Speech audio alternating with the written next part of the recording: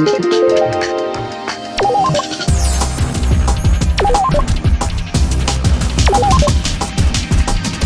make sure you're reading the trigger warnings for each and every book being mentioned. Hey you guys, welcome back to the channel. I hope you're doing very nice, and I'm sending a lot of hugs and positivity to all of you. Hi, if you're new to the channel. I hope you like my content and do subscribe if you do. In today's video, I'm going to be talking about 4 really popular viral books. I chose to read these books because they were like literally everywhere on the internet.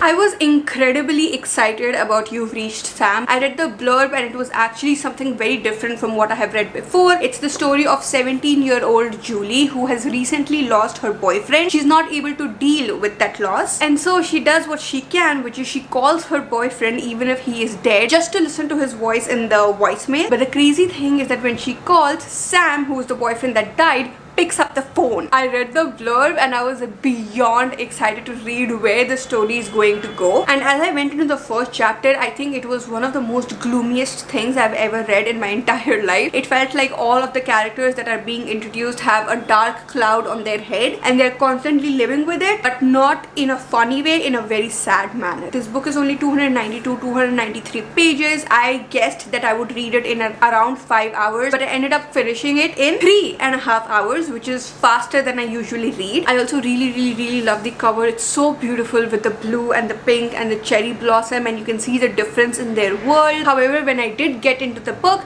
I was not slightly actually, let's be honest, I was underwhelmed. Let's first talk about the good of the book. First, Sam. Sam is a really good character and I really liked him. Whenever it was his part, whenever he was talking, whenever his part came anywhere in the book, I was actually really emotional and I was really sad because Sam would talk about the things that he would do if he was there, and reading those things, what could have been, especially of such a young person, was actually very sad and emotional. I loved the relationship between Olive, who was the best friend of Sam, and Julie. However, the book actually fell flat for me because I feel like there was just so much more that could have been done with such amazing characters, with such an amazing storyline, and the book was too short for me. I think if the book was longer, if we went deeper into the characters, if we saw more dimensions of the characters, we saw their lives, maybe it could have been from multiple perspectives, this book would have been so much better. After a certain point, it also started becoming repetitive. I completely understand that Julie was grieving, but I did want to see her journey because that's what you want when you're reading a book. It did not reveal itself in any way. It was just this one thing going on through the entire book, barely any progress being made. It could have been so much more. I really wish it was. I wish there is a second part to it. I don't know, something, and I would have liked it, but I did not. And I was actually really sad when I read it because it was the first book that I read in the entire 4-book thing, and I was hoping that it would actually excite me to be ready for the next 24 hours, but it did not, and I was really sad. In any case, if you want to read a slow book which is more about letting go and how you deal with grief and how the death of somebody actually affects the people around them, then this is an amazing book. After that, I actually directly hopped on to Beach Read by Emily Henry on the same day. I was just so sad and gloomy after reading that book. I was underwhelmed after reading that book. I wanted something to lift me up, to get my faith back into good stories. I wanted to read something happy, and look at this cover. The cover itself exudes a lot of joy with all of these different colors. Plus, from the blurb, you can see that it is the story of 2 writers and they are opposites. January is actually a hopeless romantic. She believes in happy endings when it comes to her books and even her life. On the other hand, Gus is a more literary fiction kind of a writer. He believes in the reality of the world and couldn't care less about a happily ever after. However, they do cross each other's path when they are neighbors, when both of them are taking a vacation, and though they're very opposite from each other, they do have similarities. The similarities are they're both writers, they're both broke, they both need to give out a book as soon as possible to take care of their financial situation, and they have a deadline and they have all of this pressure. And January on one side is dealing with the loss of her father. She recently lost her father, and Gus is actually a very mysterious character. I cannot talk more about him, otherwise it will be a spoiler. 108 pages in, I realized that January is the sunshine of the book and Gus is the grumpy of the book. But honestly speaking, I do not feel like Gus could qualify as a grumpy character. I think he's cute. I think he's more open than other grumpy characters that I have watched. 2 amazing things that I experienced was, one, 1, there were waves of various emotions. It would get really cute, then it would get really emotional, then you would go into the flashback of January's life, and it would get really serious, and there were some really dark parts too. So these waves of emotion, the fact that you did not have to sit into the rom-com part of it was very interesting. And then there was a challenge which actually hooked me. Till then I was like, oh yeah, it's a nice book. But then as soon as I saw the challenge part, if you've read the book, you know what I'm talking about, I actually got hooked to the book. I wanted to see where it is going. It was so much fun. I mean, the second thing that I loved about the book, to like see the conversations that both of them were having even before the challenge, especially after the challenge, the things that they had to do together. There was so much more of January and Gus in this book compared to Book Lovers. Book Lovers was more about the main character herself. Progressing into the book, we actually got to the past of Gus, and I was shocked out of my mind. I was like, oh my god, and everything was spilled. It almost felt like Emily Henry actually decided to vomit everything about Gus in like 2 paragraphs. After that, after knowing the past of Gus, there was actually a lot of miscommunication, misunderstanding. I'm not really a fan of that. I get really agitated when there is misunderstanding and miscommunication. If only they could just sit and talk like adults, which they are. And then I actually had a revelation, which is I was getting annoyed by January so much, and I was like, I don't understand why she's doing what she's doing, how she was reacting to everything. I mean, I really expected much more maturity, but then I realized every single time I'm reading a Grumpy X Sunshine book, I am always annoyed by the Sunshine character. I couldn't believe it. Even in Secretly Yours, which was Grumpy X Sunshine, I actually liked Grumpy, I mean Julian, and Hallie was actually annoying for me. And then when I was reading Book Lovers, it was actually Grumpy X Grumpy. Both of them were supposed to be grumpy, and I loved both the characters, and I cannot believe this myself. I mean, just look at me, okay? Do I look like a grumpy person? No, I am so sweet and cute and talkative, and I don't know, I mean, I just don't see myself as a grumpy person. But then I started talking to my brother and my friends, and they also started saying that, yeah, you know what, like, yes, you may be a sunshine person, but when you really come to think of it, if you were a character in a book, you would be the grumpy person. And my mind was blown, and I still can't believe it. I mean, I am going to be the grumpy in the Grumpy X Sunshine. I just don't see myself like that. I don't know. Yeah. What do you guys think? Do you guys think I'm grumpy, or do you guys think I'm sunshine? Tell me in the comment section below. I mean, if you're watching the video for the first time, you couldn't know, but if you have watched my content and you know my personality and you know my reading choices and the kind of characters I like, then you tell me, am I grumpy or am I sunshine? The ending was actually satisfying for me. It tied up a lot of loose ends that I had. I do still wish that I got to read more about Gus and we could go more like deeper into his character, because I really enjoyed his character. The biggest question is, I've read 2 books by the same author. Book Lovers is one of my most favorite books ever. So do I like this book as much as that? But the answer is that I don't think you can compare both the books. When I went into the book, I thought that this book also will be more about, you know, what you feel when you're inside a book, what you feel like when you are a reader, the feeling of being a book lover. But that book is literally called Book Lovers, which is why that book had more elements of what a book lover is like, and both the characters were actually book lovers. This book, on the other hand, is about writers. So you get into the head of writers and not people that like books as book lovers. And so it was futile to actually compare both of these books, which is why I decided to not compare them. And when I stopped comparing them, I actually liked this book a lot. If I compare them, yes, I liked Book Lovers way more. After all of that cuteness and darkness and relationships and blah blah blah, all of those amazing things, I decided I am so ready for something dark in my life and I actually want to be thrilled, which is when I started reading Rock Paper Scissors. This book is 305 or 310 pages, so I expected myself to finish it in 5 hours. I actually ended up reading it in like 3.5-4 hours. And this book, oh my god! This book is from multiple perspectives of different characters. We have Adam and Amelia, so you get to read from both their perspectives. Adam and Amelia actually have to save their marriage, and so they go out on a weekend to kind of like reconnect with each other. It has been 10 years since they have been married, but once they reach the destination, everything takes a dark turn. Something completely unexpected happens, and you realize that with 10 years of marriage also came 10 years of secrets which they had not revealed to each other. When it comes to dark books, thriller books, crime books, I actually really enjoy multiple perspectives. You actually are able to get into the head of every character. As I went into the first or second chapter itself, there was like this flush of dark feminine energy, and it was,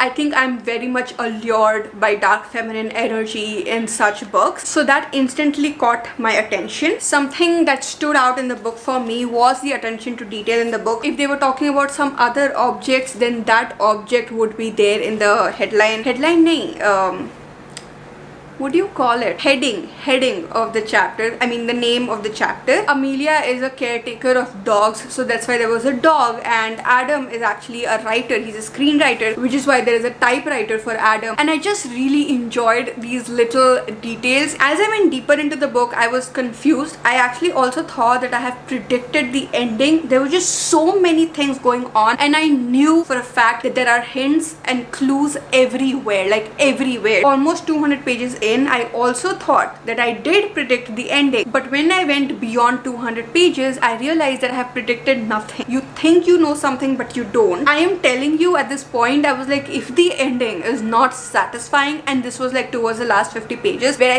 I was like still so confused. If the ending is not satisfying, if the plot twist is not crazy enough, I am going to be so mad, because I would have so much pent up energy that would not be released. But through the last pages, I was like, oh my god! It was as unpredictable as it can get, like especially if you are not an avid reader and you've like just started with this genre. There is no way you can predict what the ending is, and the twist was amazing, and I was so satisfied in the end. It was insanely easy to read. It was insanely easy to gobble up. Yes, the suspense, the build-up really made it difficult for me to just like sit still. However, the ending completely left me satisfied. It is a great book for beginners. Like, I had to know what the ending is. It reminded me of Behind Her Eyes. They are actually completely different books, but dark feminine energy, the vibe that gave was very similar. So yeah, this is one of my most favorite books now. I was so happy because I did start with You've Reached Sam. It was not the best experience, but then I read Beach Read, and that was such a warm and cute and fuzzy read, and after that I got to get thrilled with this book, and I was completely prepared for the thrill after Beach Read, and I feel so lucky to be reading such amazing books. Which is why in the end, after all of these waves and waves of emotions, I was actually ready to read something deeper, read something which is not exactly about the story but more about the characters. And that is the reason why I actually kept this book in the end, because this book is from the genre literary fiction. You dive deep into the psychology and emotions of the characters, and I was not ready for that before. I did get ready for it after these waves and waves of emotions. I was like, okay, now I can settle down, now I can read something which is about the characters, which is when I picked up Cleopatra and Frankenstein. This, I had actually the hugest, I mean, I know that's not a word, but still the hugest expectations from this book. I wanted it to lift me up into the sky and just make me float there. I wanted this book to do something for me, you know, like I wanted this book to make me feel things that I have not felt before. I wanted it to fill me up with heavy, intense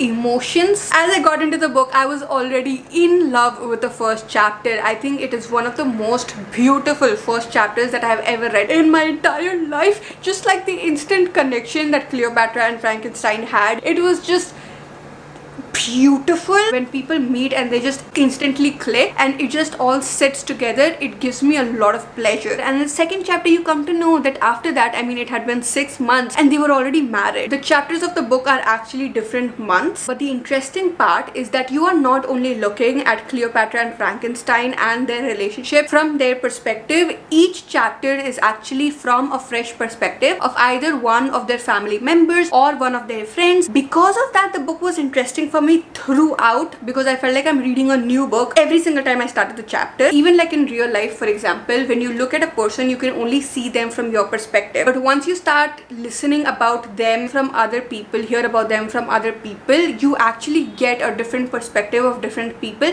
and that human being becomes more dimensional to you. The same exact thing happened in this book. Not just that, we actually got to go deeper into every character. Because the book is called Cleopatra and Frankenstein, you would think that the book is about Cleopatra and Frankenstein, and the book is about Cleopatra and Frankenstein. However, somehow you are still able to dive deep into each character, but it is not overwhelming. The story does not go completely off into the life of the other character and never come back to Cleopatra and Frankenstein. The center is always Cleopatra and Frankenstein, and that was done beautifully. There was actually a story in the book, the whole story. If you have read it, you know what I'm talking about. What happens when someone is stuck in a hole? So many people tried to help him but couldn't, but then this one person came and he helped him by getting into the hole. That story is going to stay with me forever. So many parts of this book is actually going to stay with me forever. When it comes to the characters, I think all of them are very heavily flawed characters. It's very difficult to like each character, which is why it's not meant for the younger audience. But at the same time, the characters are so